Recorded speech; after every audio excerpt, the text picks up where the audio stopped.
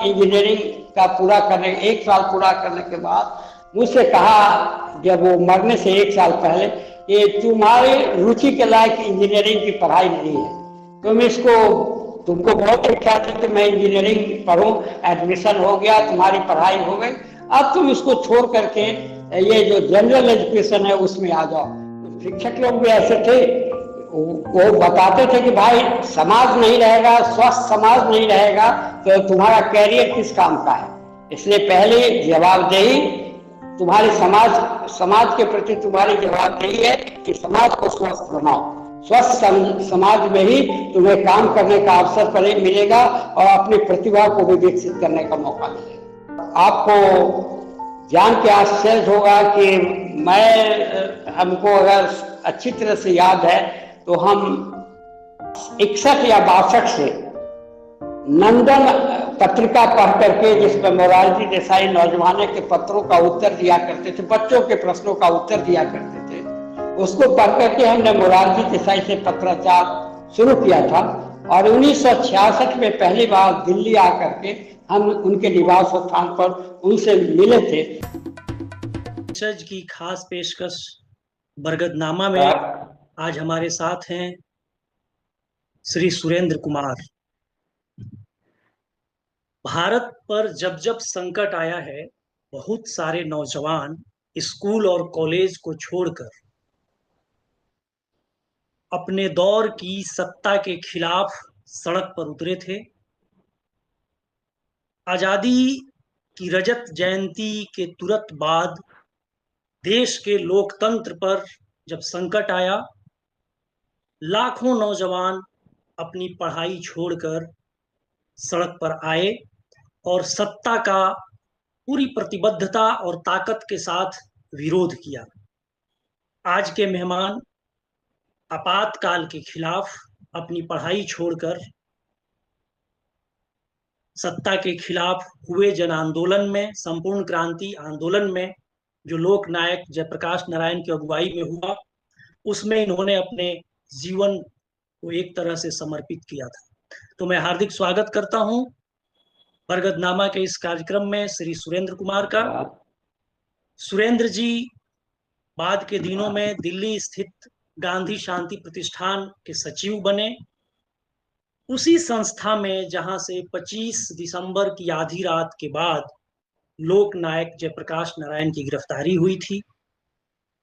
सुरेंद्र कुमार जी अहिंसक ढंग से शांति के साथ जनता के हक और हुकूक के लिए, लोकतांत्रिक अधिकारों के लिए देश में जितने जन आंदोलन चलते हैं उसके समर्थक हैं, पीयूसीएल से जुड़े हुए हैं और परम पावन दलाई लामा के साथ तिब्बत से आए लोगों के अधिकारों के लिए और स्वतंत्र तिब्बत राष्ट्र के लिए प्रतिबद्ध समूह के साथ भी इनका जुड़ाव है। तो मैं हार्दिक स्वागत करता हूं, अभिनंदन करता हूं सुरेंद्र कुमार जी का। अब कुछ हम लोग जानना चाहते हैं, आप खुद उस दौर में एक सिपाही के तौर पर काम कर रहे थे, आपातकाल के खिलाफ लड़ रहे थे और लोकतंत्र सेनानी के तौर पर आप लोग काम कर रहे थे। उस समय आप कहाँ, आपकी पढ़ाई कहाँ हो रही थी?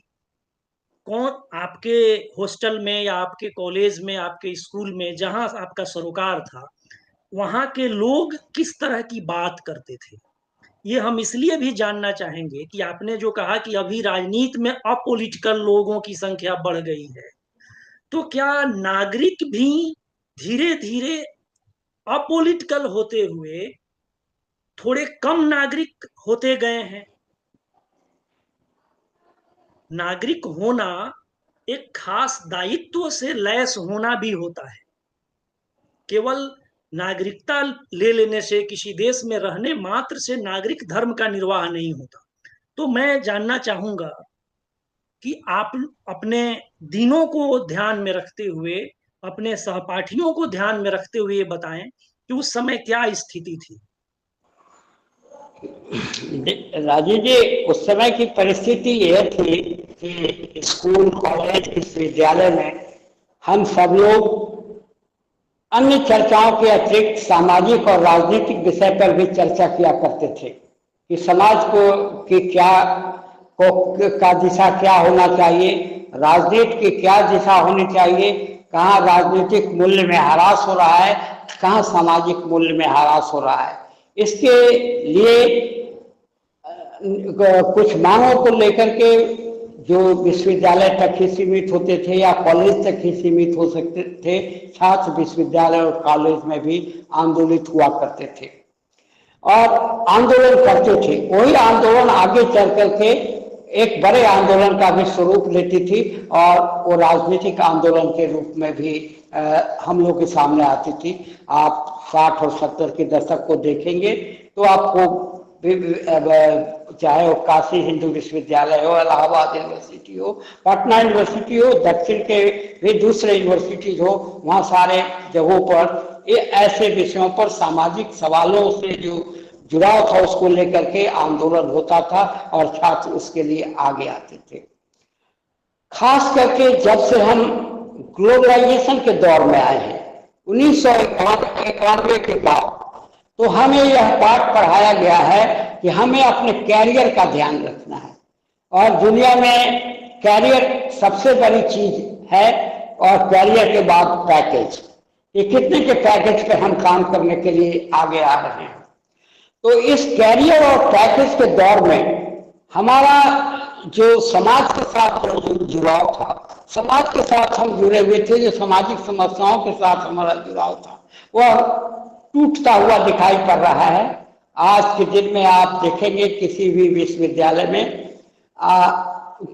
ऐसी परिस्थिति नहीं है जहां कोई छात्र आंदोलन शिक्षा शैक्षणिक वातावरण में सुधार के लिए किया जाए। मैं जहां रह रहा हूं, जहां से आपसे बात कर रहा हूं, मुजफ्फरपुर, यहाँ बिहार का एक सबसे पुराना विश्वविद्यालय बिहार विश्वविद्यालय, लेकिन आप क्या अंदाज कर सकते हैं कि इन विश्वविद्यालयों की क्या स्थिति है। लड़के परीक्षा, एक तो समय पर परीक्षा नहीं होती, 3 साल का बीए 6 साल में पास करते हैं और उनका मार्क्स जब आता है, मार्क्स लेने का समय, तो पता लगता है कि आर्ट्स के विद्यार्थी को उनका नंबर फिजिक्स में चढ़ गया है और साइंस के विद्यार्थी का नंबर जो है सो आर्ट्स वालों पर चढ़ गया है। कहीं भी विश्वविद्यालय के अंदर आज शैक्षणिक वातावरण नहीं है, शिक्षक न पढ़ाते हैं न और छात्र पढ़ना चाहते हैं। जो छात्र पढ़ने वाले हैं कॉलेज में अपना नामांकन करा दे करके दिल्ली चले जाते हैं और दिल्ली किसी कोचिंग इंस्टीट्यूट में रह करके स्टेट पब्लिक सर्विस कमीशन या दूसरे प्रतियोगिता परीक्षाओं की तैयारी करते हैं। आज बहुत ही हताशाजनक और निराशाजनक स्थिति है विश्वविद्यालयों की। कुलपतियों की नियुक्ति आप अंदाज नहीं कर सकते हैं कि सरकार और राज्यपाल के द्वारा पैसे लेकर के किए जाते हैं और वहां से नियमित रूप से दोहन किया जाता है, चाहे वो राजनीतिक शक्तियों के द्वारा हो या जिनके हाथ में सत्ता है उनके द्वारा हो। और इसके अंतर्गत सभी तरह की बीमारियां विश्वविद्यालयों के अंदर फैल रही है। विश्वविद्यालय, भारत के सभी विश्वविद्यालय, जहां आप दिल्ली विश्वविद्यालय है वो भी कम बीमार नहीं है और हम लोग तो एक जो अर्थ शहरी और ग्रामीण शहर के भी रहने वाले लोग हैं, तो वहाँ तो इस बीमारी का लक्षण आपको बहुत देखने को मिलेगा। अब अंदाज कर सकते हैं इस तरह की स्थिति, इस तरह की गिरावट शिक्षा के पद्धति में होगी, शिक्षक में इस तरह का गिरावट होगा, छात्रों में इस तरह का गिरावट होगा, तो ये परिस्थिति बहुत भयानक है। और इस भयानक परिस्थिति में हम सब लोग चुप हैं। ये चुप्पी बहुत बड़ा हमारी असफलता का बहुत बड़ा कारण बनने जा रहा है। हम लोग इंजीनियरिंग कॉलेज के स्टूडेंट थे, उस समय ऐसा माना जाता था कि इंजीनियरिंग कॉलेज में जाते हैं वो कैरियर, अच्छे कैरियर वाले लोग होते हैं, लेकिन अपने कैरियर के बावजूद भी वहाँ जो हम लोग बैठते थे तो ऐसे जो जनता का सवाल है उन सवालों पर हम लोगों की बहस होती थी। आपका इंजीनियरिंग कॉलेज का नाम क्या था, कहाँ पर था ये? हमारे इंजीनियरिंग कॉलेज का नाम Bihar institute of technology Sindri था, जो अभी झारखंड में है, उस समय बिहार में था। बिहार का सबसे बेस्ट इंजीनियरिंग इंस्टीट्यूट उस समय का वो था। आपका ट्रेड क्या था? मेरा ट्रेड मेटलर्जी था, धातु कर्म जिसको बोलते हैं। जी जी। तो आपका कहना है कि उस समय जो आप लोग जिनको कैरियरिस्ट समझा जाता था या समझा जाता है इंजीनियरिंग के छात्रों को, विद्यार्थियों को, वे भी समाज के मुद्दे पर, राजनीति के सवाल पर बहस मुबाहिशा करते थे या सजग थे, आप ये कह रहे हैं? बिल्कुल। तो क्या अध्यापकों का भी इसमें सहयोग होता था? अध्यापक भी इस तरह के थे कि अपने विद्यार्थियों को, जो इंजीनियरिंग कॉलेज के विद्यार्थी हैं, उनको समाज और राजनीति की बात की तरफ भी प्रेरित करते थे? बिल्कुल बिल्कुल, शिक्षक लोग भी ऐसे थे। वो बताते थे कि भाई समाज नहीं रहेगा, स्वस्थ समाज नहीं रहेगा तो तुम्हारा कैरियर किस काम का है। इसलिए पहले जवाबदेही तुम्हारे समाज के प्रति तुम्हारी जवाबदेही है कि समाज को स्वस्थ बनाओ। स्वस्थ समाज में ही तुम्हें काम करने का अवसर मिलेगा और अपनी प्रतिभा को भी विकसित करने का मौका मिलेगा। तो आप जब आंदोलन में आए उस समय आपका कौन सा साल था इंजीनियरिंग का? हमारा साल उस समय हम लोग 5 इयर्स इंजीनियरिंग इंटीग्रेटेड कोर्स था, 5 वर्षों का, तो उसमें हमारा चौथा साल था। इसका मतलब आप आखिरी समय में थे, एक साल बाद। अभी के हाँ, प्री हिसाब से फाइनल देखें, मालिक। जी जी, अभी जी। के हिसाब से देखें तो आप अपने कैरियर के बहुत नजदीक थे। और हम लोग जानना चाहेंगे, धन्यवाद। 1975 के आसपास की बात सुरेंद्र जी, जब आप इंजीनियरिंग कॉलेज के छात्र थे और आपातकाल लगा, उस दौर की याद हम लोग सुनना चाहते हैं आपसे। आपातकाल का के 25 जून की रात को भारत में आपातकाल लगाया गया था, आप सभी परिचित हैं। लेकिन आपातकाल लगाने के पहले की परिस्थिति देश में क्या थी, इसकी ओर भी मैं आप लोगों का ध्यान आकर्षित करना चाहूँगा। आप सभी जानते हैं कि 1971 में बांग्लादेश की लड़ाई के बाद श्रीमती गांधी और उनकी पार्टी अपार बहुमत के साथ संसद में आई और देश की जनता को आश्वस्त किया था कि हम गरीबी हटाएंगे। बल्कि 71 के चुनाव में का एक नारा ही था कि गरीबी हटाओ करके ही वो इंदिरा गांधी सत्ता में आई थी। 72 में तुरंत विधानसभा का चुनाव हुआ। उसी तरह से भारत की सभी अधिकांश विधानसभाओं में श्रीमती गांधी की पार्टी का बहुमत हुआ। लेकिन जनता का डिसइल्यूजनमेंट तुरंत शुरू हो गया। 73 आते आते मिसेस गांधी ने जो वादा जनता के साथ किए थे, उन वादा को जनता ने देखा कि शायद वो वादा पूरा होने वाला नहीं है, तो इस एक तरह का असंतोष जनता के बीच में पैदा होने लगा। इस असंतोष को रोकने के लिए इंदिरा गांधी ने कई राजनीतिक कदम उठाए। कई राज्यों में लगातार अनवरत रूप से अपने ही पार्टी के मुख्यमंत्रियों को हटा करके दूसरे मुख्यमंत्री को नियुक्त करती रही। उसी समय में पोखरण का जो पहला परमाणु टेस्ट हुआ वो भी हुआ, जनता को इस बात को बताने के लिए कि अब हम एक परमाणु शक्ति के रूप में उभर करके विश्व के असर पर आ रहे हैं। इन सब बातों के बावजूद जो मौलिक बात थी, जो गरीबी हटाने की बात हुई थी, देश की आम जनता की जो जरूरत की बातें थी, जरूरत की चीजें थी, उनके ऊपर सरकार का कोई नियंत्रण नहीं रहा। महंगाई बेतहाशा बढ़ती गई, शिक्षा के क्षेत्र में काफी गिरावट होने लगा और भ्रष्टाचार अपनी चरम सीमा पर था। जैसा कि आप सभी जानते हैं कि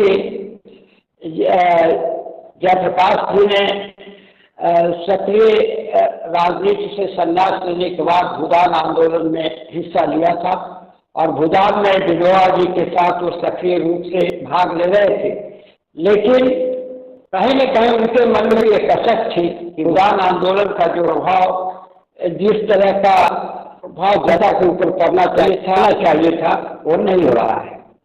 उन्होंने ऐसे ही समय यूथ फॉर डेमोक्रेसी की स्थापना की और नौजवानों को देश की जो तत्कालीन परिस्थिति से उससे अवगत कराने के लिए देश भर में समय में बिहार में सर्वप्रथम छात्रों का एक आंदोलन शुरू हुआ, जो शुरू में थोड़ा हिंसक हो गया, लेकिन उसको अहिंसक बनाना श्री राम बहादुर राय, श्री लाल यादव, रविशंकर प्रसाद और गोविंदाचार्य, इन लोगों ने जयप्रकाश नारायण से मुलाकात की और उनसे आग्रह किया कि आप इस आंदोलन का नेतृत्व करिए।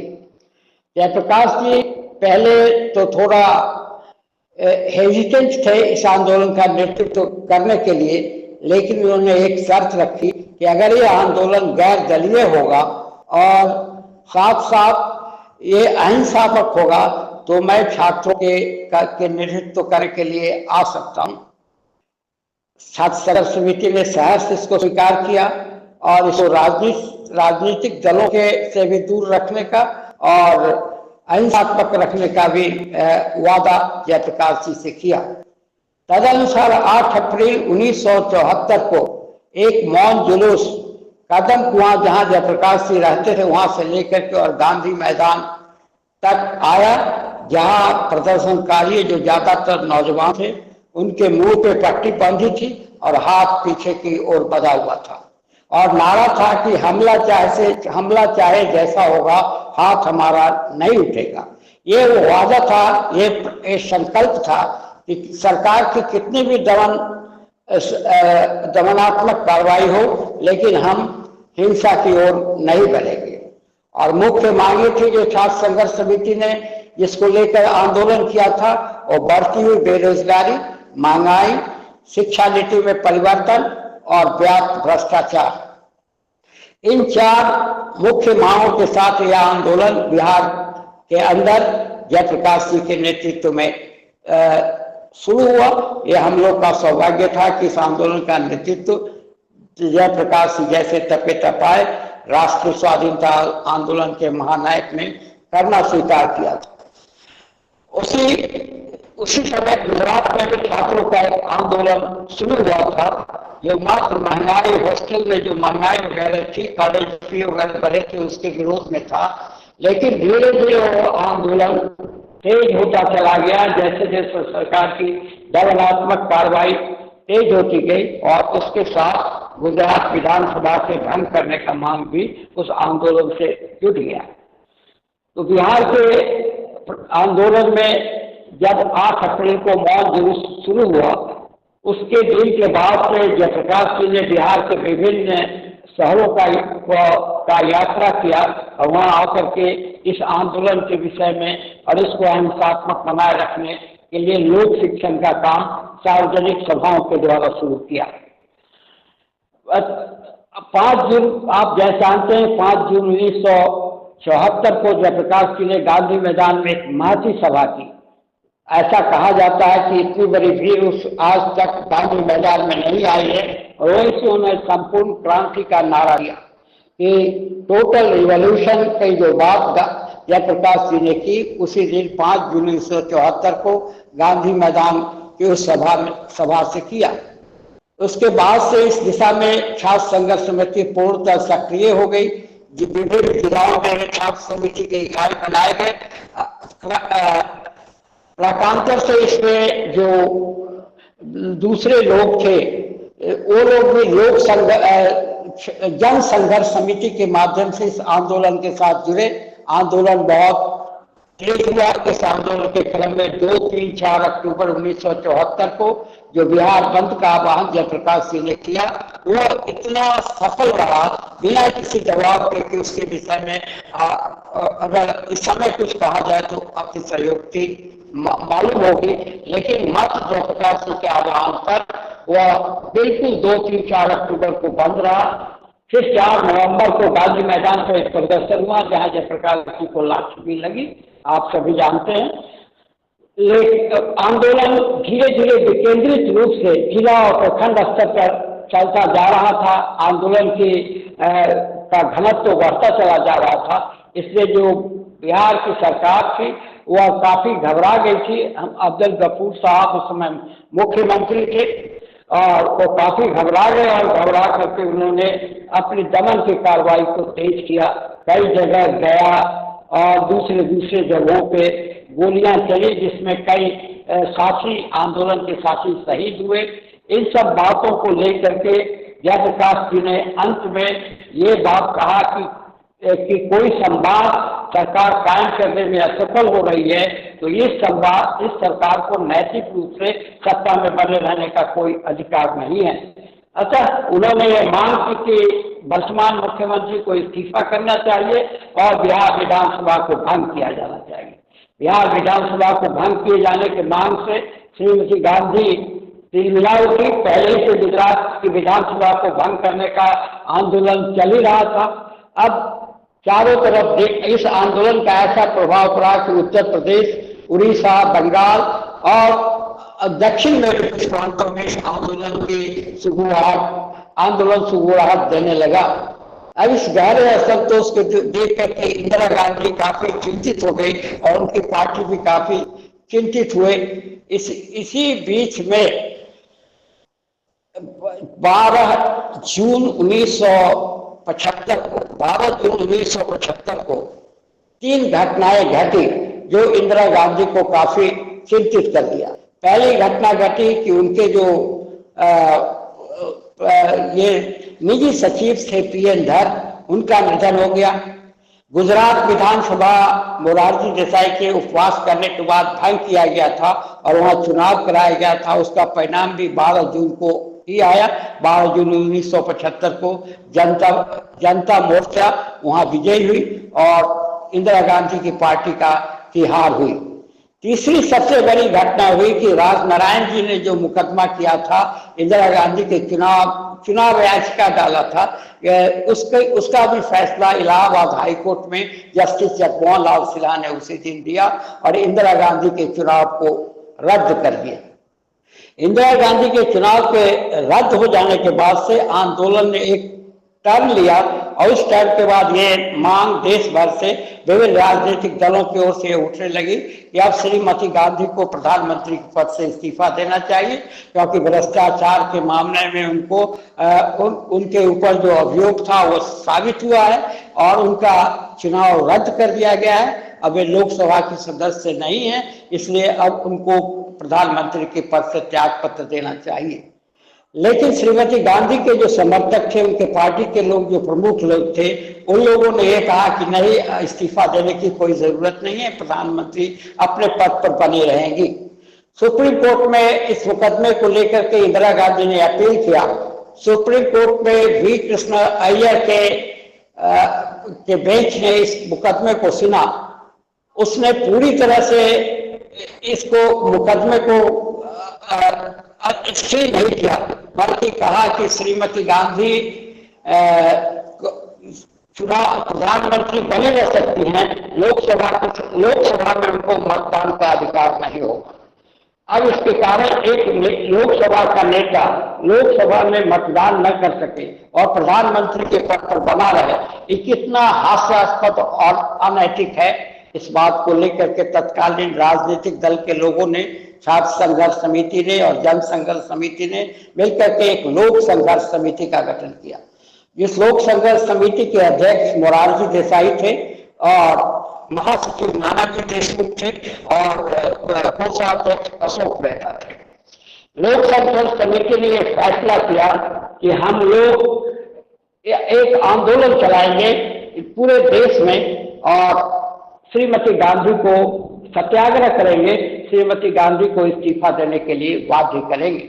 इसी सिलसिले में 25 जून को एक सार्वजनिक सभा रामलीला के मैदान में हुई थी, जिसमें जयप्रकाश जी ने भाषण दिया था। उनके गिरफ्तारी में इस तरह का अभियोग भी लगा था कि जयप्रकाश जी ने कहा है कि सैनिकों को विद्रोह करने के लिए उकसाया है, बल्कि उन्होंने तो इतना ही बात कहा था कि पुलिस या सैनिक सरकार की अवैध आज्ञा की पालन न करें, जो आज्ञा कानून की दृष्टि से अवैध है उनका पालन होना है।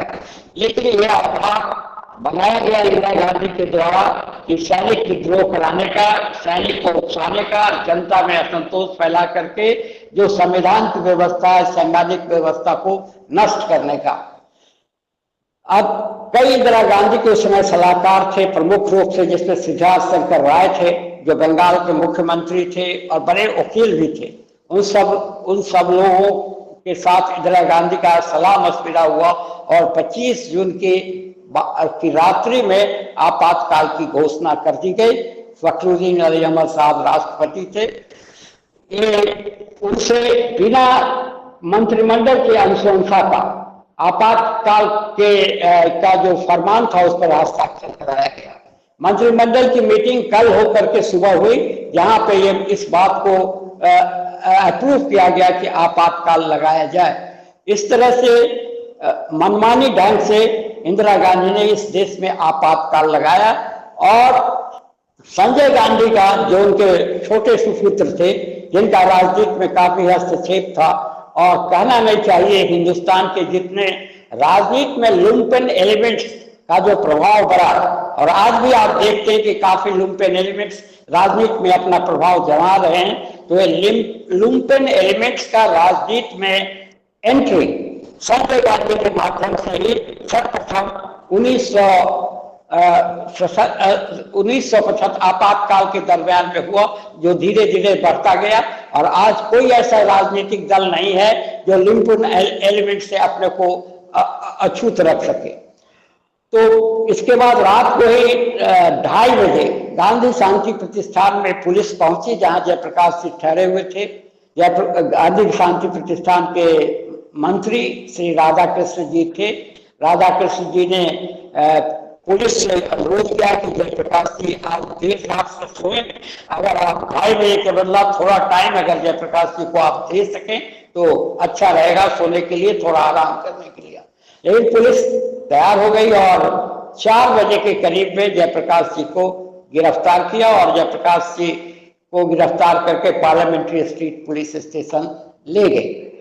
इस बीच में राधाकृष्ण जी ने दिल्ली के अंदर जितने अखबार वाले और जितने प्रमुख लोग थे जिनको टेलीफोन कर सकते थे, सबको इस बात की सूचना दी कि जयप्रकाश जी को गिरफ्तार किया जा रहा है और गिरफ्तार करके ले जाया जा रहा है। तो करीब दिल्ली में इस बात की जानकारी जो प्रमुख लोग थे उनको हो गई।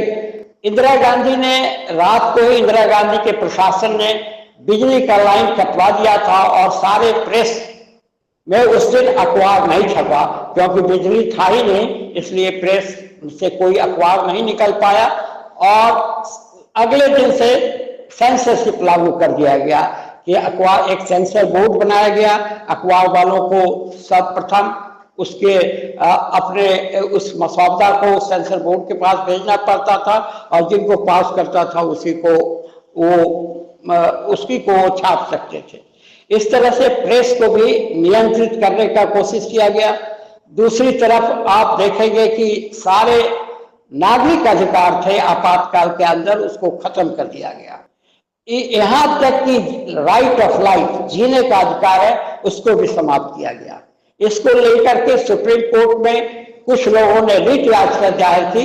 5 जजों का संवैधानिक बेंच बनाया गया, लेकिन अफसोस के साथ कहना पड़ता है कि 4 के मुकाबले 1 से जो राइट ऑफ लाइफ को सस्पेंड किया गया था उसको सुप्रीम कोर्ट ने भी जायज ठहराया। एक बहादुर जज श्री HR खन्ना थे, जिन्होंने डिसेंटिंग जजमेंट दिया और कहा कि नहीं, ये गलत है, राइट ऑफ लाइफ किसी भी हालत में सस्पेंड नहीं किया जा सकता है। तो आप इतना क्रूर व्यवस्था की गई, इसी से आप अंदाज लगा सकते हैं कि जीने का अधिकार जो था उसको भी निलंबित कर दिया गया था। इसके अतिरिक्त लाखों लोग रात को अपने बिछावन से, अपने घर से घसीट करके लाए गए और जेल के अंदर बंद कर दिए गए। जिस पर भी जरा सा भी संदेह था कि अगर वो बाहर निकलने के बाद, कल होकर के आपातकाल के बाद के खिलाफ या नागरिक अधिकारों की रक्षा के लिए अगर कोई आवाज उठा सकता है तो उन सारे लोगों को जेल में बंद कर दिया गया। चाहे वो मोरारजी देसाई हो, चाहे बेंगलोर में गई हुई संसदीय दल जिसमें संसदीय समिति जिसमें अटल बिहारी वाजपेयी, श्याम नंदन मिश्रा, लाल कृष्ण आडवाणी जैसे लोग बेंगलोर में पार्लियामेंट्री कमेटी की मीटिंग के लिए गए थे, उनको वहीं गिरफ्तार कर लिया गया। और पूरे देश में एक तरह से सन्नाटा का वातावरण छा गया। ऐसा लगता था कि कोई कहीं से बोलने वाला नहीं है और कोई किसी के खिलाफ आवाज उठाने की क्षमता नहीं है। ऐसे में कुछ हमारे नेता थे, आचार्य जेबी कृपलानी, जिनको गिरफ्तार करने की हिमाकत इंदिरा गांधी नहीं जुटा सकी।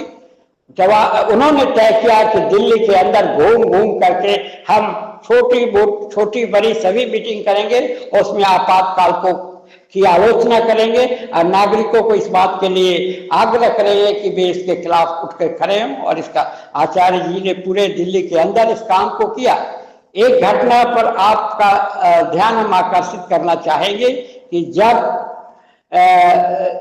उसी समय बनारस में गांधी आश्रम की एक बैठक हो रही थी और गांधी आश्रम के संस्थापक थे आचार्य कृपलानी, वो वहां गए और उसकी अध्यक्षता कांग्रेस के एक बड़े नेता कमलापति त्रिपाठी जी कर रहे थे।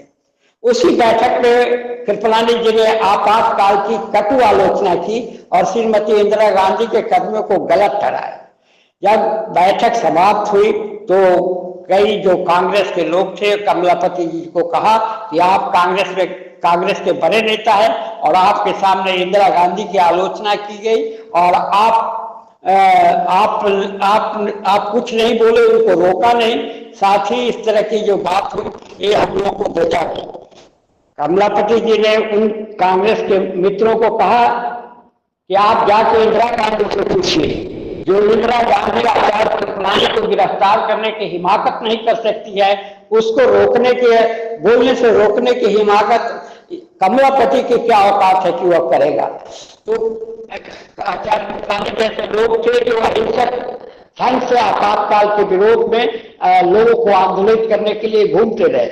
इसी बीच में जॉर्ज फर्नांडिस भी एक हीरो के रूप में आपातकाल में उमड़ करके आए। बड़ौदा डायनामाइट केस का आपने नाम सुना होगा, उनके ऊपर बड़ौदा डायनामाइट केस चला गया। ऐसी बात कहेगी कि जॉर्ज कुछ इस तोड़फोड़ की कार्रवाई के द्वारा आपातकाल का विरोध करना चाहते थे। उनको बाद में उनको कलकत्ता में गिरफ्तार किया गया, वहां से गिरफ्तार करके लाया गया। ये सब तो कुछ प्रमुख घटनाएं थी। लेकिन इसी बीच लोक संघर्ष समिति जो उस समय बनी थी इंदिरा गांधी के इस्तीफा कराने के लिए, लोक संघर्ष समिति ने देश में 2 अक्टूबर जो गांधी जी का जन्मदिन था उस जन्मदिन से सत्याग्रह का आह्वान किया। उस समय लोक संघर्ष समिति के अध्यक्ष, चूंकि जो अध्यक्ष थे वो गिरफ्तार हो चुके थे, एसएम जोशी हो गए थे और महामंत्री रविंद्र वर्मा थे। इन लोगों ने सत्याग्रह का आह्वान किया। पूरे देश में लोगों ने लोक संघर्ष समिति के आह्वान पर सत्याग्रह में सम्मिलित हुए। सबसे ज्यादा लोगों की गिरफ्तारी सत्याग्रह के दरमियान पंजाब से हुई और वहां और देश के विभिन्न भागों में लोगों ने इसका प्रतिरोध किया और गिरफ्तारी दी सत्याग्रह करके। इसके अतिरिक्त उस समय कई चीजें निकल रही थी, जैसे आपको अखबार तो निकलना मुश्किल था, तो सत्य समाचार करके लोक संघर्ष समिति का एक अधिकृत पत्रिका जो साप्ताहिक या पाक्षिक रूप से जैसे भी संभव होता था निकलता था और देश भर में उसको जो कार्यकर्ता थे लोक संघर्ष समिति के आंदोलन के साथ जुड़े हुए थे, वे लोग इस सब चीजों को लोगों के बीच में प्रचारित और प्रसारित करते थे। इस तरह से आचार्य कृपलानी भी समय समय पर चिट्ठी लिखते थे। जॉर्ज की भी चिट्ठी जनता के नाम से आती थी, एसएम जोशी की भी आती थी। इस तरह से वो सारे जो परिपत्र और पत्र थे जनता को जागरूक करने के लिए, उनको जो लोग आपातकाल के विरुद्ध लगे थे इसको जो है प्रसारित करने का काम करते थे। आपातकाल को पूर्ण प्रतिरोध करने का जो क्रम था वह जारी रहा और लाखों लोग भारत की जेल में आपातकाल के विरुद्ध प्रतिरोध का झंडा उठाते हुए गिरफ्तार किए गए थे और उनको रखा गया था। इन सब के बीच कुछ लोगों ने बीच बचाव करके मिसेस गांधी और दूसरे लोगों में बातचीत कराने का भी प्रयास किया। इसमें Gandhian institute of Gandhian studies Banaras के सौगत दास गुप्ता थे, उनकी मदद से और गांधी शांति प्रतिष्ठान के मंत्री राधा कृष्ण जी की मदद से जयप्रकाश जी और इंदिरा गांधी के बीच वार्ता कराने का भी प्रयास हुआ अपने अपने ढंग से, लेकिन वह सफल नहीं हो सका। इसमें दूसरी बात, कई राजनीतिक दल के लोग थे जो जेल जाने के बाद और अनिश्चयता की स्थिति थी, उस कारण से सोच रहे थे कि अब क्या करना है। तो कई लोगों के द्वारा जो कहा जाता है सेकेंड ट्रैक डिप्लोमेसी, उस सेकेंड ट्रैक डिप्लोमेसी के अंदर इंदिरा गांधी से संपर्क स्थापित करके बातचीत करने का प्रयास और इंदिरा गांधी के लोगों के द्वारा भी बातचीत करने का प्रयास किया गया, लेकिन वो सब कहीं मैटेरियलाइज नहीं करता। लेकिन इस बीच जयप्रकाश जी को जहाँ इनको चंडीगढ़ पीजीआई में रख दिया गया था, उनकी तबीयत खराब हो गई थी, किडनी का प्रॉब्लम हो गया था। तो इन सब बातों के बीच जयप्रकाश जी के स्वास्थ्य लेकर के सारा देश चिंतित हो रहा था। विदेशों से भी श्रीमती गांधी के ऊपर बराबर दबाव बन रहा था कि जयप्रकाश जी के इलाज के लिए उत्तम व्यवस्था की जाए या जयप्रकाश जी को छोड़ा जाए ताकि वो अपना इलाज स्वयं करा सके। इस दबाव पे आकर के जयप्रकाश जी को श्रीमती गांधी ने इलाज के लिए रिहाई करने का ऐलान किया और वो जाकर के जसलोक अस्पताल में भर्ती हुए और जसलोक अस्पताल में उनका इलाज चला। कहा तो यहाँ तक जाता है कि इस तरह की व्यवस्था जेल के अंदर की गई थी कि जयप्रकाश जी की किडनी खराब कर दी जाए। ये आप एक देवासायन जी जो समय डिप्टी कमिश्नर थे चंडीगढ़ के, उन्होंने एक पुस्तक लिखी है। उस पुस्तक में चूंकि वो डिप्टी कमिश्नर थे चंडीगढ़ के और चंडीगढ़ वो उनके केयर टेकर भी थे जयप्रकाश जी की, इस बात को उन्होंने अपनी पुस्तक में भी जिक्र किया है। बाद में जनता पार्टी की सरकार आने पर एक डॉक्टर नगप्पा अल्वा के नेतृत्व में एक जांच दल भी गठित की गई थी कि जयप्रकाश जी के साथ जेल में कैसा व्यवहार हुआ। तो ये सारी बातें, लेकिन उस जांच रिपोर्ट आ नहीं सकी जनता के बीच में, कई कारणों से जनता पार्टी की सरकार भी गिर गई। तो इन सब हालतों में जयप्रकाश जी को शारीरिक रूप से क्षतिग्रस्त करने का भी अभियोग उस समय की सरकार पर लगता है। और आगे चल करके जब विश्व भर से नेताओं का जो स्वतंत्रता के नागरिक अधिकारों के प्रवक्ता थे, उनका दबाव जब विश्व भर से भारत के अंदर से इंदिरा गांधी के ऊपर पड़ने लगा, तो इंदिरा गांधी ने आपातकाल को बिना उठाए चुनाव करने की घोषणा की और 77 का चुनाव हुआ, जिसमें इंदिरा गांधी की भारी हार हुई। स्वयं इंदिरा गांधी भी हारी और जनता पार्टी की सरकार का गठन हुआ। बड़े दुर्भाग्य की बात रही कि जनता पार्टी को जनता ने इतना बड़ा अवसर प्रदान किया था और उनका कार्यकलाप भी बहुत अच्छा चल रहा था, लेकिन आपसी झगड़े के बीच में वह जनता पार्टी समय से पहले ही बिखर गई और पुनः श्रीमती गांधी के हाथ में सत्ता आया। तो ये पूरे आपातकाल की आपको संक्षिप्त कहानी है, लेकिन आप इसके विचार करते हुए आप देखेंगे कि आज का भारत आपातकाल और आज का भारत की क्या स्थिति है। आज देश में जो 1974 में परिस्थिति थी, जो 1977 में परिस्थिति थी, उससे परिस्थिति कहीं नीचे क्रमिक रूप से नीचे गई है। मैं ये नहीं कहता हूं कि वर्तमान सरकार ने इसको नीचे ले गए हैं, लेकिन जो भी सरकारें आई उस समय से उस सरकार एक कदम अपने मूल्यों में या दूसरे मामलों में गिरावट का काम किया। आज भ्रष्टाचार की बात आप ले, जो आंदोलन का प्रमुख मुद्दा था, जो श्रीमती गांधी के ऊपर जयप्रकाश जी ने नैतिक दबाव बनाया था कि भ्रष्टाचार को खत्म करना चाहिए। अगर आज भ्रष्टाचार की बात करें तो भ्रष्टाचार तो शिष्टाचार बन चुका है। आज आप कोई भी राजनीतिक दल है, वो अपने पैसे का हिसाब नहीं देती कि चुनाव लड़ने के लिए वो कहां से पैसा लाया और कितना खर्च किया। कोई उसका हिसाब किताब किसी भी राजनीतिक दल के ऊपर नहीं दिया जाता है। राजनीतिक दल में जो टिकट का बंटवारा किया जाता है, आप देख सकते हैं कैसे लोगों को टिकट दिया जाता है और किस तरह से बांटा जाता है।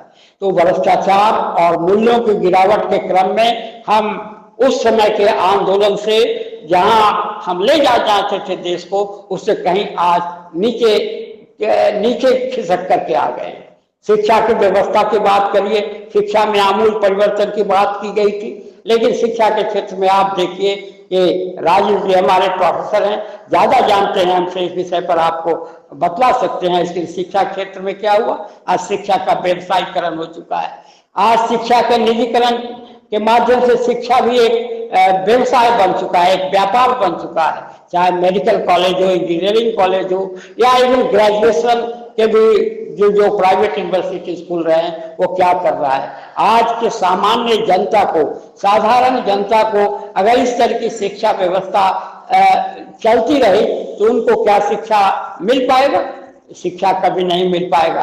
तीसरी बात आप देखें कि महंगाई तो आज अपने चरम सीमा पर है। उस समय 20 रुपए से 25 रुपए सरसों तेल हुआ था तो देश में हाहाकार मच गया था, और आज 200 रुपए सरसों तेल बिक रहा है, लेकिन हम सब लोग इसको खरीद रहे हैं। 100 रुपए पेट्रोल बिक रहा है। खैर, पेट्रोल की बात मैं नहीं कर रहा हूं, लेकिन साधारण लोगों के उपयोग की जो चीजें हैं वह किस कदर बढ़ती चली जा रही है। बेरोजगारी का तो बात ही मत करिए। आज तो सरकारी क्षेत्र में सारे रोजगार समाप्त किए जा रहे हैं और सब निजी क्षेत्र में और कॉन्ट्रैक्ट पर आज आप उनके काम कर रहे हैं, कल शायद आपको सूचना मिल सकती है कि आप नहीं कर सकते हैं।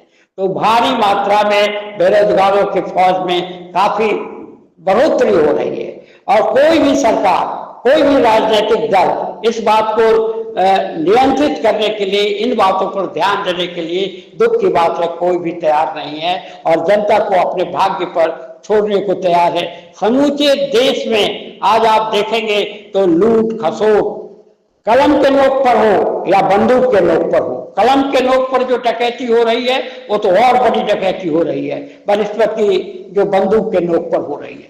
तो इस तरह का देश में सर्वत्र वातावरण व्याप्त है। जयप्रकाश जी ने इन सारी चीजों का बहुत कम इस तरह का कम परिस्थिति बहुत ऐसी नहीं हुई थी। तब जनता को जागृत किया और जनता आगे आकर के इसका प्रतिरोध करने को तैयार हुआ, और इंदिरा गांधी के जैसे शक्तिशाली नेता जिसके अंदर कुछ मूल्य भी थे उसको जनता के सामने नतमस्तक होना पड़ा। लेकिन आज आप देखेंगे कि हम लोग कहाँ पहुंच गए। आज हम सब लोग, जो आदमी कुर्सी पर स्थापित है, चाहे कोई भी हो, उसका वो चाहे राजीव जी ही क्यों ना हो, लेकिन उसका गुणगान करने से हम लोग बाज नहीं आते। मूल्यों की बात जो करता है उसको तो बताया जाता है कि आप किस सदी में जीवन व्यतीत कर रहे हैं। यह 21वीं सदी है।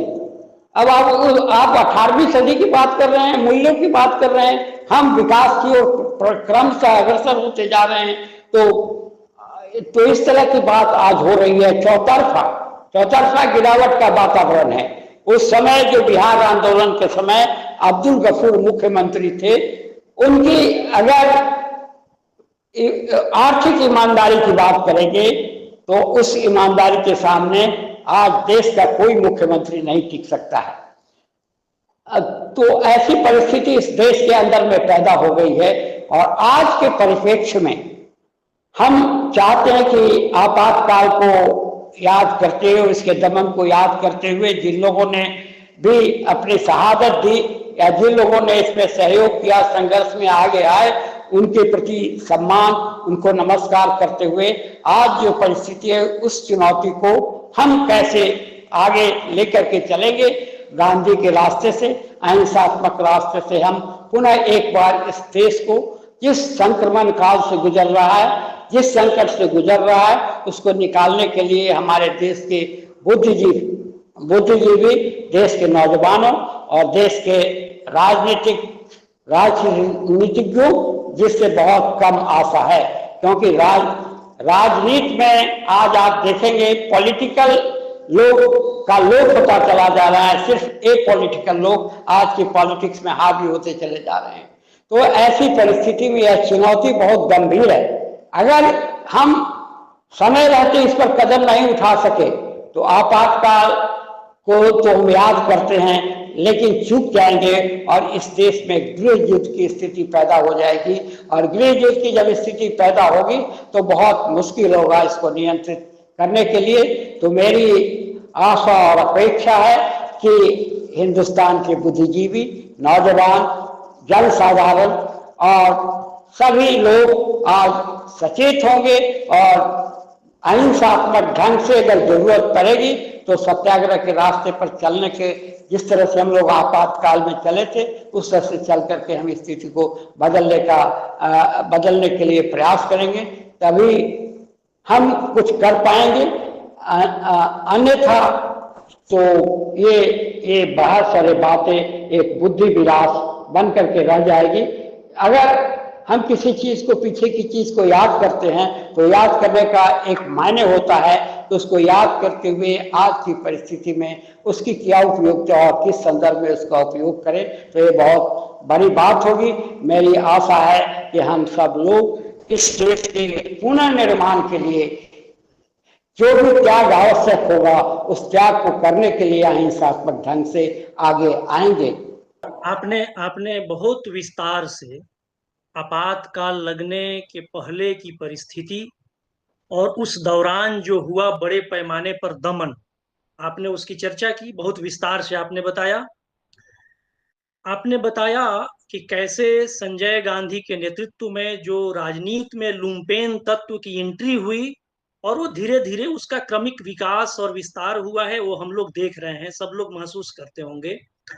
आपने यह भी बताया कि जो सरकार अपने देश में आंदोलनकारियों से संवाद स्थापित करने में विफल हो और उन पर दमन करे, वो अपना नैतिक हक खो देती है सत्ता में बने रहने का।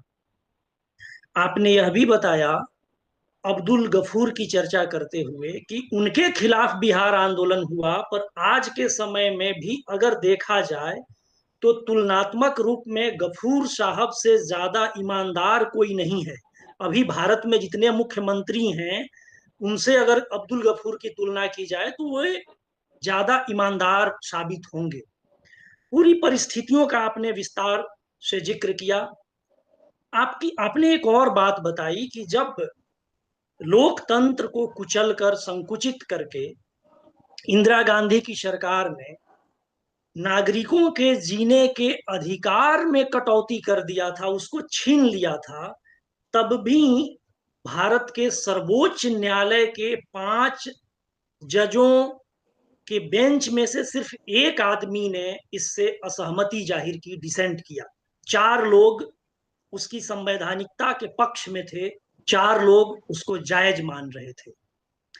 अगर आपकी बात को समझें तो इसका मतलब होगा कि लोकतंत्र की रक्षा हमेशा देश के नागरिक ही करेंगे, न्याय व्यवस्था भी उसकी रक्षा कर पाए इसकी उम्मीद कम है।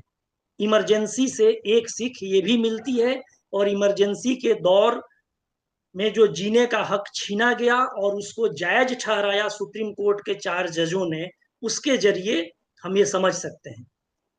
अब ये सारी बातें आपने विस्तार से बताई और आज की परिस्थिति के बारे में भी आपने बताया कि तब 20 रुपया से 25 रुपया हुआ था सरसों का तेल और अब तो 100 से 200 रुपया हो गया है। आपने सारी बातें विस्तार से बताई। तो घर परिवार के लोगों की क्या प्रतिक्रिया थी जब आप लोग आंदोलन में कूदे और अपने पढ़ाई छोड़ी? देखिए, उस समय जब इस आंदोलन में हम कूदे उस समय हमारे पिताजी की मृत्यु हो चुकी थी, लेकिन पिताजी भी हमारे जो माध्यमिक शिक्षक संघ था उसका नेतृत्व करते थे और बराबर हम लोगों को सिखलाया कि ऐसे सवालों पर हम लोग को बिल्कुल सजग रहना चाहिए और जीवन में जो बड़े सवाल हैं उनके लिए रिस्क उठाने से भी हमको पीछे नहीं हटना चाहिए। ये शिक्षा हमने अपने पिताजी से पाई और मेरा स्वाभाविक रूप से सामाजिक और राजनीतिक विषयों में मेरे बहुत बचपन से ही हम कहें मैट्रिक के पहले से भी हमारी काफी अभिरुचि थी। और आपको जान के आश्चर्य होगा कि हमको अगर अच्छी तरह से याद है तो हम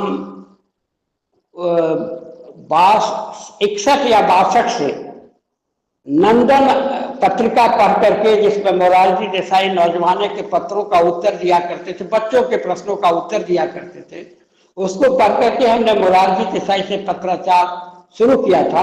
और 1966 में पहली बार दिल्ली आकर के हम उनके निवास स्थान पर उनसे मिले थे। तो ये हमारी जो सामाजिक और राजनीतिक प्रश्न थे वो उसमें मेरी गहरी अभिरुचि थी।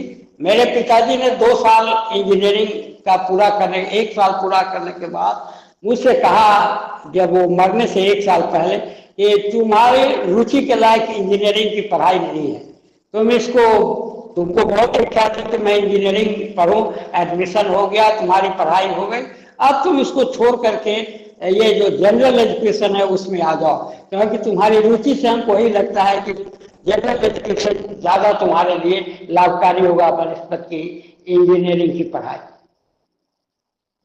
अब मुझे 2 बात आपकी बात से समझ में आ रही है। एक तो ये कि उस समय ऐसे पिता भी बहुत थे, ऐसे पिता जो इंजीनियरिंग छोड़कर सामान्य विषयों की पढ़ाई की तरफ प्रेरित कर रहे थे, या देश और समाज के प्रति अपने धर्म का निर्वाह करते हुए, नागरिक धर्म का निर्वाह करते हुए जोखिम उठाने के लिए प्रेरित करते थे।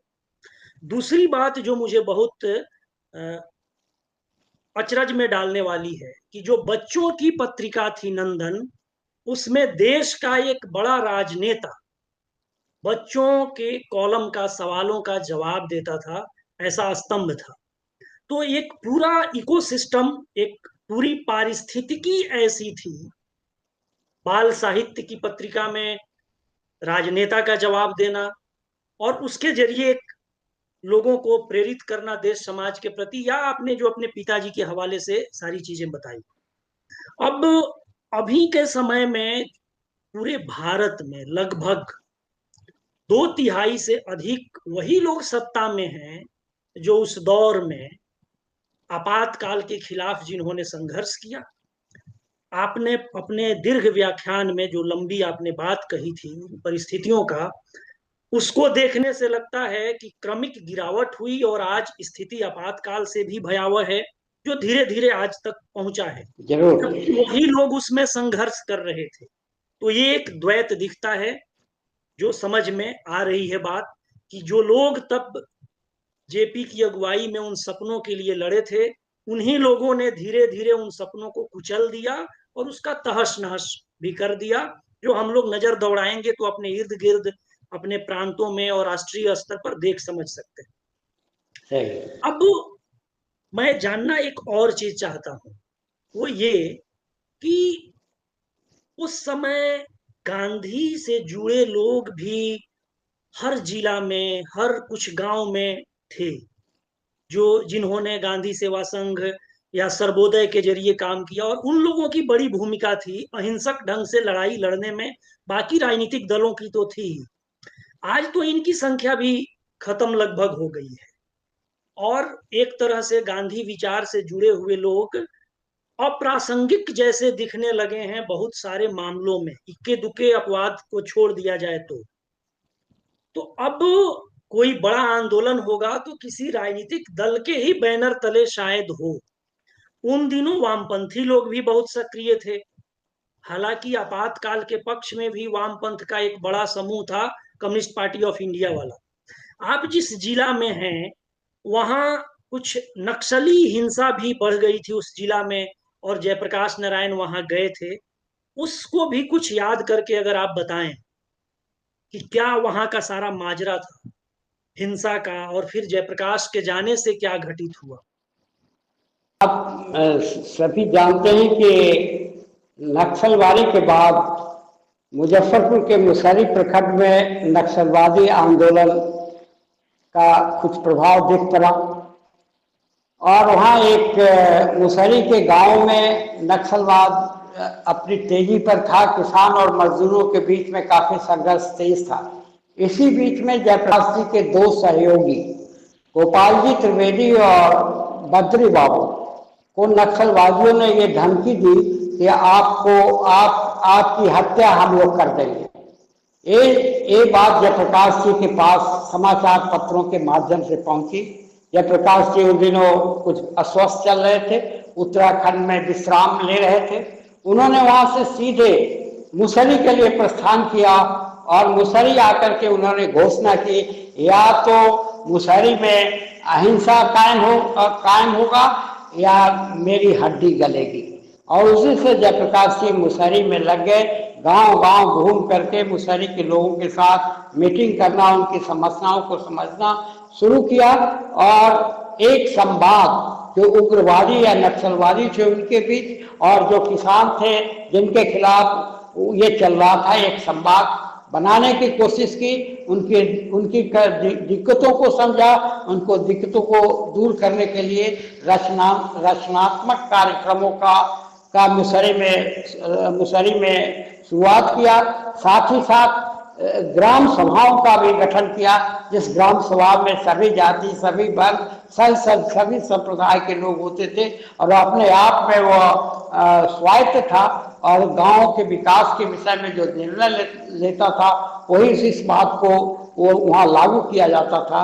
और जयप्रकाश जी ने सरकार, स्वयंसेवी संस्थाओं और वहाँ के जनता तीनों के सहयोग से वहाँ जो नक्सलवाद की बीज अंकुरित हो रही थी उसको रोकने में वो सफल हुए और काफी दिनों तक वो मुसहरी में खुद रहे। जब बांग्लादेश का युद्ध शुरू हुआ और बांग्लादेश के युद्ध पर जनमत तैयार करने के लिए भारत की सरकार ने जयप्रकाश जी को विभिन्न देशों को दौरे पर भेजा, उसी समय वहाँ मुसहरी से अलग हुए। लेकिन जाने के बाद भी मुसहरी में जो स्थानीय स्तर पर जो विकास होता था उस विकास के संबंध में वो निरंतर सक्रिय रहे और अपने को बराबर परिचित रखे। अभी भी आप देखेंगे कि उनके द्वारा बनाई हुई संस्था मुजफ्फरपुर विकास मंडल जो मुसहरी में बनी थी आज भी स्थित है और सौभाग्य से अभी उसके अध्यक्ष होने का हमको अवसर है और हम उसके अध्यक्ष बने हुए हैं। आज भी थोड़ा बहुत जयप्रकाश जी के प्रयासों को हम लोग मुसहरी में प्रयोग को जिंदा रखने की कोशिश कर रहे हैं। मुझे एक बात और थोड़ा मैं समझना चाहता हूँ कि आपने जिन दो लोगों का जिक्र किया जो जयप्रकाश जी के सहयोगी थे, नक्सलियों ने जिनकी हत्या की धमकी दी थी, तो जो नक्सली जमींदारों के खिलाफ लड़ने का दावा करते थे या लड़ने की बात करते थे, वो जयप्रकाश नारायण के सहयोगियों की हत्या क्यों करना चाहते थे? मैं इसलिए जानना चाहता हूं कि अभी भी जो वामपंथी लोग हैं वो जयप्रकाश जी को मैं एक गांधी विचार के प्रयोगकर्ता के तौर पर लूं, गांधी के एक वारिस के तौर पर लूं, तो ये उसके प्रति बहुत ही अंध क्रिटिकल होते हैं जो रेडिकल समूह के लोग होते हैं।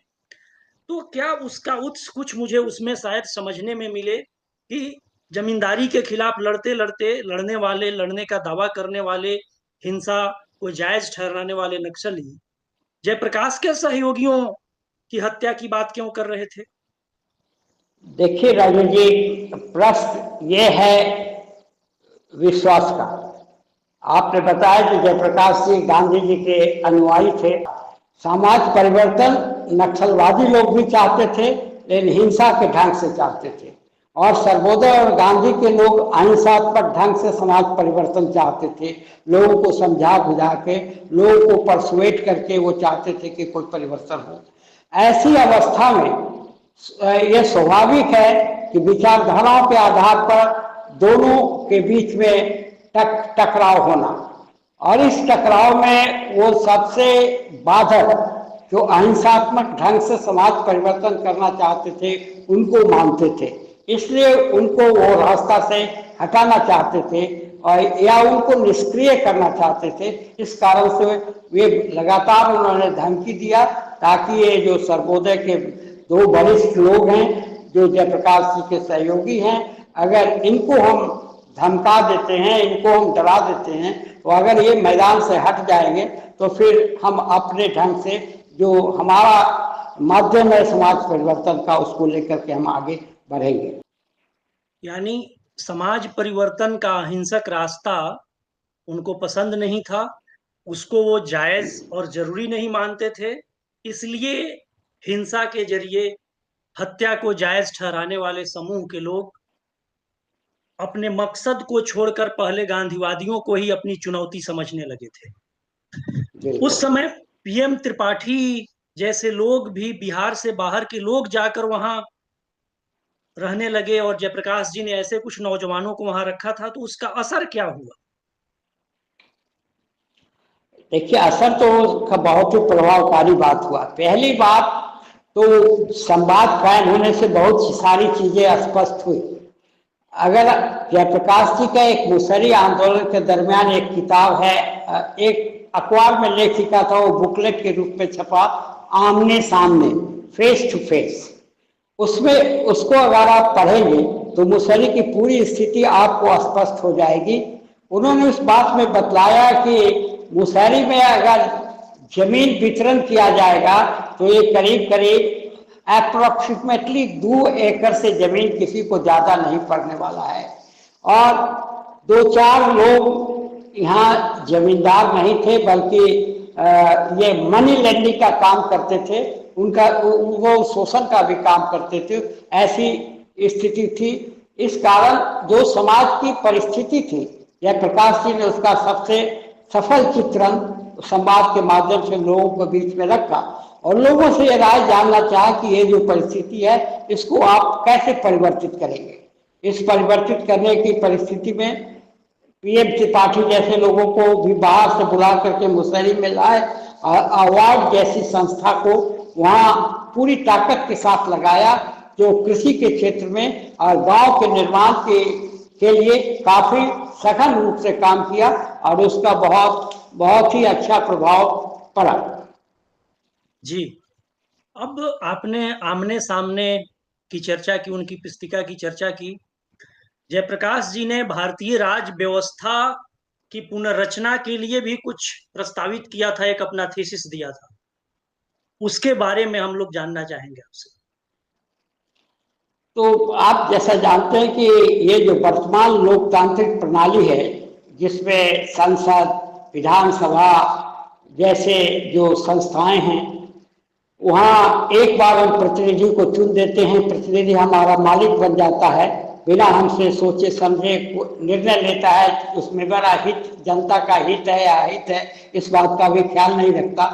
तो विकेंद्रीकरण और पार्टिसिपेटरी डेमोक्रेसी की वकालत उस पुस्तक, जिस पुस्तक की आपने चर्चा किया, उसमें जयप्रकाश जी ने किया है। कहा है कि विकेंद्रित रूप से पंचायतों की व्यवस्था होनी चाहिए और शायद आज जो पंचायत है उनकी कल्पना में वो पंचायत नहीं था, उनकी कल्पना में गांधी जी के द्वारा जो बताया गया पंचायत था वही था। इसको करने के लिए उन्होंने पूरा अपनी वकालत उस पुस्तक में की है कि लोकतंत्र में सबों की भागीदारी होनी चाहिए। एक बार हम प्रतिनिधि को चुन करके निश्चित नहीं हो जाना चाहिए। लोक शक्ति सबसे बड़ी शक्ति है और लोक शक्ति के सामने दूसरी कोई भी शक्ति नहीं है। इसको जागृत करने के बाद उन्होंने उस पुस्तक में किया है। तो ये जो जेपी ने जो थीसिस दी और अभी उसके बाद जो लोग सत्ता में आए, वो एक तरह से जेपी के नेतृत्व में ही प्रशिक्षित हुए युवा थे।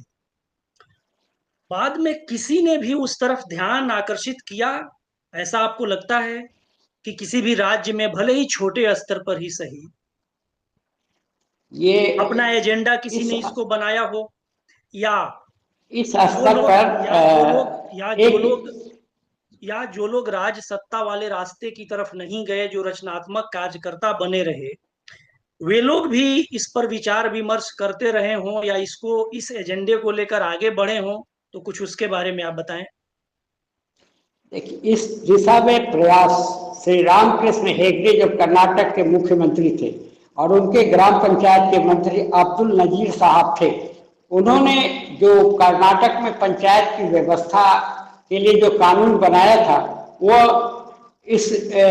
उस दिशा में कुछ दूर आगे हमको ले जाता था। लेकिन आज जो पंचायत की व्यवस्था और जो बात की है वो जयप्रकाश जी और गांधी जी के पंचायत की व्यवस्था के उलट है। उसमें वो कोई तत्व नहीं जो जयप्रकाश जी और गांधी जी चाहते थे।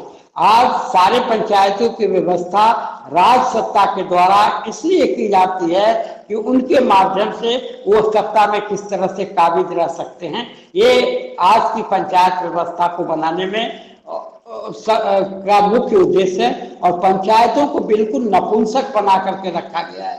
पंचायतों को कोई अधिकार नहीं दिया गया है। पंचायत के मुखिया या पंचायत समिति सभी सरकारी अधिकारियों की मुंह को देखती रहती है और उनका जो निर्णय होता है उसी को कार्यान्वित करने के लिए आगे आती है। इसमें कहीं सहभागी लोकतंत्र की जो कल्पना जयप्रकाश जी ने की है उसका अंश लेश मात्र भी आपको दिखाई नहीं देगा।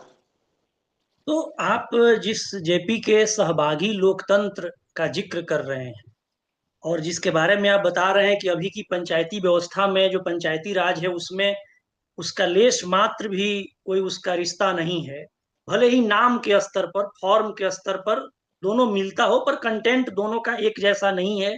ये गांधी और जयप्रकाश के सपनों का पंचायती राज नहीं है। तो ये सहभागी लोकतंत्र क्या है, जरा इसके बारे में थोड़ा विस्तार से बताइए। सहभागी लोकतंत्र तो आप जैसे पार्टिसिपेटरी डेमोक्रेसी का अंग्रेजी में है, जो हम लोगों ने जिस लोकतंत्र की रचना की है उसमें हमारी भागीदारी होनी चाहिए। जैसे जब हम विकेंद्रीकरण की बात करेंगे तो जो योजना विकास के बनेंगे या शैक्षणिक नीति तय किए जाएंगे वो सब ग्रामीण स्तर पर होंगे और ग्रामीण स्तर में ग्राम सभा और आम सभा की बात कही गई है। वहां बैठ करके लोग अपनी राय दे सकेंगे कि किस तरह से इसको चलाया जा सके, न कि विधानसभा और संसद में बैठ करके कानून बना दिए जाएंगे, उसको कार्यान्वित किया जाएगा। सहभागी लोकतंत्र का यही अर्थ है कि जनता के लिए जो निर्णय लिए जाएं उसमें जनता के भी ओपिनियन का उसमें महत्व हो और उनके आधार पर भी इस निर्णय को कार्यान्वित किया जाए। इसी के लिए पंचायत राज की कल्पना की गई और आम सभा और ग्राम सभा की भी कल्पना की गई। सुरेंद्र जी, अब हम लोग फिर थोड़ा पीछे की ओर लौटते हैं, आपातकाल के आसपास आते हैं कि जेपी पर आरोप लगा कि उन्होंने सेना के लोगों को भी भड़काने का काम किया, जो कि सही नहीं था। उन्होंने कहा था कि आप अपनी अंतरात्मा की आवाज भी सुने, आप अपने बॉस का, अपने अधिकारी की वो बात न माने जो आपके मैनुअल में नहीं है। तो आमतौर पे जो इसकी आलोचना करते हैं वो मैनुअल वाली बात को छुपा देते हैं और कहते हैं कि वो सेना को अराजक बनाने का काम कर रहे थे जयप्रकाश नारायण। अब उस दौर के बारे में हम लोग ये भी जानना चाहेंगे कि जो सारे लोगों को जयप्रकाश नारायण ने इकट्ठा किया और गैर दलीय आंदोलन की बात की, पर उन्होंने इकट्ठा तो सारे दल वाले लोगों को ही किया। तो इसमें कुछ द्वैत नहीं दिख रहा है, इसमें कुछ विरोध जैसा नहीं दिख रहा है कि आखिर लोकतंत्र में लड़ाई होगी तो दल के लोग ही आएंगे। विपक्षी दल सारे एक हुए, बहुत सारे लोग कांग्रेस से ही छूटकर इधर आ गए उस समय, पर जेपी के सपने में तो गैर दलीय लोकतंत्र की बात थी, लोक उम्मीदवार की बात थी। इसको आप इस रूप से देख सकते हैं, जैसे देश में आपातकाल लगा और आपातकाल के बाद जिस तरह से नागरिक अधिकारों का हनन हुआ और उस बीच में एक इसको आप स्टॉप गैप अरेंजमेंट के रूप में मान सकते हैं कि जयप्रकाश जी ने पुनः नागरिक अधिकारों की बहाली और संविधान का सही कार्यान्वयन के लिए पॉलिटिकल पार्टीज के सहारे देश में एक शासन स्थापित करने की बात की। लेकिन मैंने आपको जिक्र किया था 5 जून की उस सभा का जिसमें टोटल रिवॉल्यूशन की बात जयप्रकाश जी ने किया था। वो टोटल रिवॉल्यूशन की बात धरी की धरी रह गई और वह बिल्कुल एक बात में चल करके वही खेल शुरू हो गया और जयप्रकाश जी अस्वस्थ हो गए और उनके जो सहयोगी और जो जो थे वो लोग भी करीब करीब बहुत सुस्त हो गए। इस कारण से वो बात, आपकी बात सही है, वो बात कार्यान्वित नहीं हो पाया। तो जेपी के टोटल रिवॉल्यूशन में, संपूर्ण क्रांति में क्या क्या था, उसके अवयव क्या क्या थे, किन किन चीजों को मिलाकर संपूर्ण क्रांति की अवधारणा पूरी निर्मित होती थी? देखिए, संपूर्ण क्रांति कोई एक किसी चीज को नामकरण किया जाता है तो कोई टर्म दिया जाता है, लेकिन संपूर्ण क्रांति से जयप्रकाश जी का यही आशय था कि जो व्यवस्था है वो व्यवस्था में आमूल चूल परिवर्तन होना चाहिए और व्यवस्था जनता के उन्मुख होना चाहिए, नहीं कि जो सत्ता में बैठे हुए मुट्ठी भर लोग हैं या देश के जो मुट्ठी भर पूंजीपति हैं उनके विषय में, इसके विषय में चर्चा होनी चाहिए। तो सामाजिक, राजनैतिक, आर्थिक, शैक्षणिक सभी व्यवस्थाओं में एक क्रांतिकारी आमूल चूल परिवर्तन का आह्वान जयप्रकाश जी ने संपूर्ण क्रांति के नाम पर किया था। और इस दिशा के लिए आपको याद होगा कि आंदोलन के अंतिम दिनों में उन्होंने जनता सरकार बनाने की घोषणा की थी। आंदोलनकारियों को कहा था कि आप गांव गांव जाएं और जनता सरकार बनाएं।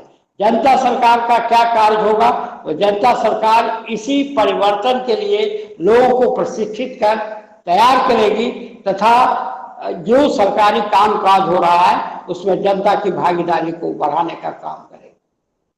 जी, अब थोड़ा हम लोग जानना चाहेंगे, जयप्रकाश जो मार्क्सवादी थे, जयप्रकाश जो कांग्रेस सोशलिस्ट पार्टी में थे, फिर जयप्रकाश जो लोहिया के साथ सोशलिस्ट पार्टी बनाकर आगे आ रहे थे, फिर जयप्रकाश जो सर्वोदयी हो गए, भूदानी हो गए और फिर संपूर्ण क्रांति तक पहुंचे।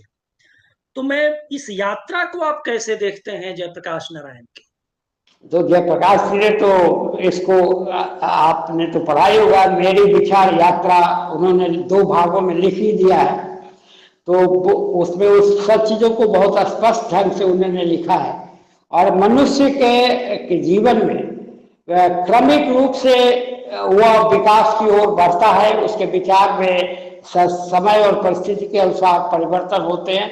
निश्चित रूप से जयप्रकाश सिंह मार्क्सवादी थे। मार्क्सवादी होने के बाद वो समाजवादी हुए और समाजवादी होने के बाद वो ये सर्वोदय के लोग हो गए। लेकिन जैसा जिस समय में उन्हें समझा अपने को उसके अनुसार जो जनता के हित में हो उसमें परिवर्तित करने के लिए हमेशा वो तत्पर रहे, तैयार रहे। और उसी के क्रम में वो उनकी यात्रा मार्क्सवाद से सर्वोदय, मार्क्सवाद से समाजवाद, एक किताब भी उन्होंने लिखी है, मार्क्स सोशलिज्म टू सर्वोदय, ये पुस्तिका भी उनकी एक लिखी हुई है। तो ये उनके अपने विचार, अपने अनुभवों के आधार पर उनकी विचार यात्रा थी। मैं इसको सही मानता हूँ। जयप्रकाश जी अंत में जो अंतिम दिनों में अहिंसा में उनकी दृढ़ आस्था हो गई और अहिंसात्मक समाज की रचना के लिए वो कृत संकल्प हुए और इसी दिशा में उन्होंने जगह जगह पे और मुसहरी में भी इसी दिशा में प्रयास किया। अब चूंकि आप लोग आपातकाल के खिलाफ लड़ाई लड़े हैं और जयप्रकाश बीच में सर्वोदय के भी हुए थे, तो उसी दौर में याद आते हैं बाबा आचार्य विनोबा भावे, जो 1940 में गांधी जी ने उनको प्रथम सत्याग्रही बनाया था। आपातकाल में उनकी भूमिका को लेकर बहुत नकारात्मक ढंग से बातें सुनने को मिलती हैं। तो मैं जानना चाहूंगा आपसे बाबा और आपातकाल के बारे में, विनोबा भावे और आपातकाल के बारे में। देखिए राजेश जी, विनोबा भावे बहुत बड़े आदमी थे। मेरे जैसे साधारण आदमी को उनके ऊपर कोई टिप्पणी करने का हक नहीं है, इसलिए हम क्षमा चाहेंगे। पर ये तो बड़ा माने ठीक है, वो बहुत बड़े आदमी थे, पर चूंकि उन्हीं के रास्ते पर चलने वाले या सर्वोदय को भी समाज परिवर्तन का जरूरी चीज मानने वाले लोगों को अब एक बार सोचना भी तो होगा। कि सर्वोदय के तमाम कार्यकर्ता बड़े पैमाने पर गांव गांव, शहर शहर, जिले जिले, कस्बे कस्बे में आपातकाल के खिलाफ लड़ाई लड़ रहे थे और बाबा मौन थे। तो आपके जवाब को हम रणनीतिक जवाब माने, या आप इसमें कुछ उनकी बेकदरी नहीं हो जाएगी एक तरह से? बाबा के ही रास्ते पर चलकर, जैसे बाबा हर चीज के प्रति सोचने, अपनी बात को, असहमति को विवेक के साथ रखने की बात सिखाते हैं, वही बात होगी अगर आप कुछ कहेंगे तो? देखिए, विनोबा जी की बातों को साधारण व्यक्ति के लिए समझना बहुत मुश्किल है।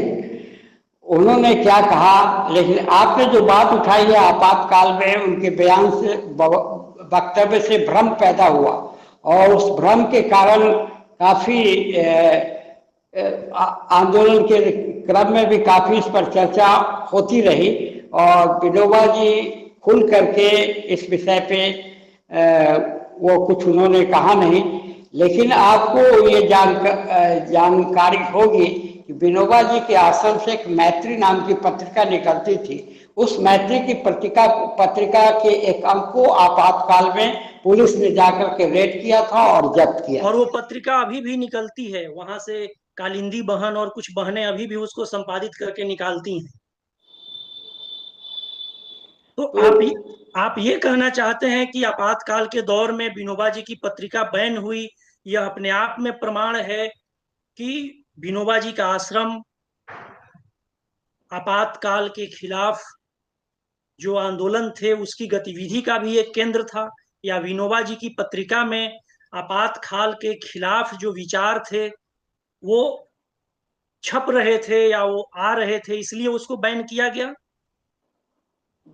विनोबा जी ने सूक्ष्मतर और सौम्यतर ये एक इस सत्याग्रह के बताया है और उसको अभी तक हम समझ नहीं पाए हैं।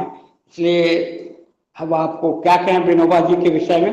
अगर आप एक साधारण व्यक्ति की तरह से आप समझेंगे तो मैं निश्चित रूप से आपको ये बात बता सकता हूँ कि विनोबा जी का जो रुख आपातकाल में लगा उसको मैं अप्रूव नहीं करता हूँ और ऐसा रुख विनोबा भावे का नहीं होना चाहिए था। एक एज एन ऑर्डिनरी पर्सन जो मैं उसको, मेरा जो परसेप्शन बना, लेकिन एक बौद्धिक व्यक्ति थे, कई चीजों को कई तरह से वो कहते थे, तो ये हो सकता है कि उनकी भाषा जो हो उसको समझने में हमारे जैसे साधारण लोग इसको नहीं समझ पा रहे हैं। मैं साहित्य का विद्यार्थी हूं तो मुझे लग रहा है कि विनोबा जी के उस दौर की बात कोई बहुत ही क्लासिक कविता की तरह या जटिल कविता की तरह है, जिसको बहुत ही सामान्य बुद्धि के साथ, सामान्य समझ के साथ, सामान्य व्यक्ति के तौर पर नहीं समझा जा सकता है। उसकी गहराई में जाकर शायद परत दर परत अंदर जाने पर उनकी बात को समझा जाए। ऊपरी तौर पर उसका जो अर्थ महसूस हो, शायद गहराई में जाने के बाद वो अर्थ महसूस न हो, ऐसा आप शायद कह रहे हैं। जी जी, तो बहुत शुक्रिया सुरेंद्र जी। बहुत सारी बातें आपातकाल के संदर्भ, उसके बनने की परिस्थिति, उस दौर के आंदोलन की चर्चा आपने की और उसके बहाने आज के साथ आपने तुलना भी की। तो बहुत शुक्रिया आपका, बहुत आभार।